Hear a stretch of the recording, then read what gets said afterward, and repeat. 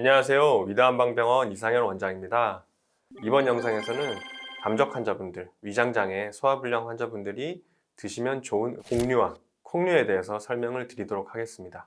우선 첫 번째로 설명드릴 곡류는 백미입니다. 백미 사실 주식이죠.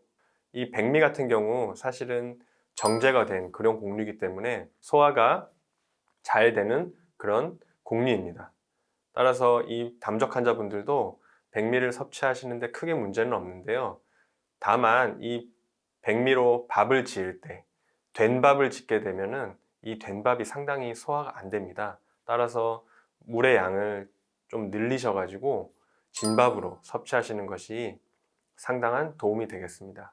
그리고 이 백미 같은 경우 정제가 되어 있는 곡류이기 때문에 특히 당뇨 환자분들 같은 경우는 혈당 상승의 가능성이 있어서 현미와 같은 잡곡을 섞어 드시는 것을 추천하는데요.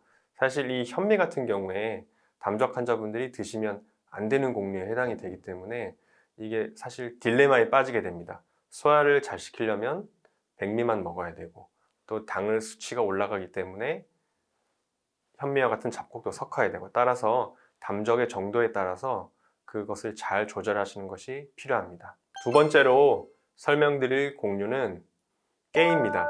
깨의 종류에는 참깨, 검은깨, 들깨 같은 그런 종류들이 있는데요. 이 깨 같은 경우는 성질이 따뜻하여 위장 기능을 도와주고 담적 환자분들에게도 이로운 곡류에 해당이 됩니다.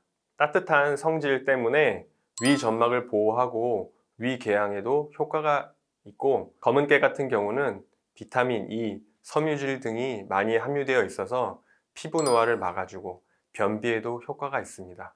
동의보감에 보면 참깨는 몸을 가볍게 하고 불로장생을 가져오는 그런 곡류라고 설명이 되어 있습니다. 그만큼 깨가 좋다는 것을 얘기한다고 보시면 됩니다. 다음 설명드릴 곡류는 찹쌀입니다.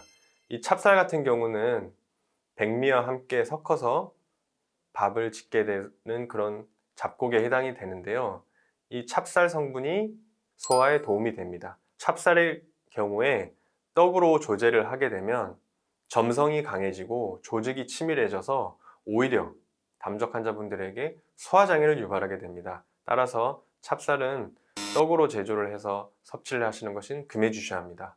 떡은 찹쌀뿐만 아니라 거의 모든 종류가 다 떡은 소화가 다 안 되기 때문에 담적 환자분들은 떡을 피해 주시는 것이 좋겠습니다. 다음 설명드릴 곡류는 두부입니다. 이 두부는 콩으로 제조를 하게 되죠. 근데 이 콩이 사실 소화가 안 되는 그런 곡류입니다.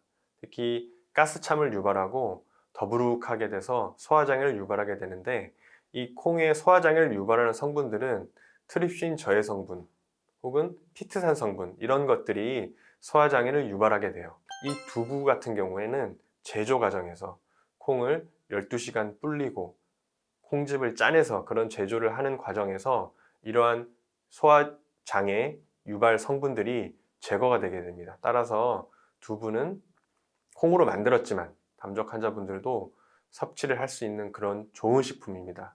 다만 두부에도 여러 종류가 있죠. 뭐 연두부, 순두부, 그다음 뭐 찌개용 두부, 구이용 두부 이런 것들이 있는데 연두부, 순두부 이런 것들은 부드러운 질감이기 때문에 섭취가 가능하시고 찌개용 두부와 구이용 두부 중에서는 찌개용 두부를 권해드립니다. 다음 설명드릴 곡류는 차조입니다. 이 차조 같은 경우 백미와 함께 밥을 짓게 되는 그런 잡곡의 일부인데요. 이 차조 같은 경우 역시 소화가 잘 되는 잡곡 중에 하나입니다. 그리고 귀리 같은 경우는 이 귀리가 비타민 B가 함유되어 있고 단백질, 칼륨 등의 함량이 곡류 중에서 거의 최상급일 정도로 상당히 영양이 풍부한 그런 곡류입니다. 따라서 이 귀리 같은 경우 죽이나 미음으로도 많이 활용을 합니다. 그리고 이 귀리는 추가적으로 이 위장 점막을 그런 보호하는 기능이 있기 때문에 섭취를 하시면은 위장에 상당한 도움이 되겠습니다. 이번 영상에서는 제가 담적 환자 혹은 소화장애, 위장장애 환자분들이 섭취하시면 좋은 그런 곡류에 대해서 말씀을 드렸는데요. 오늘 영상 시청해 주셔서 감사합니다.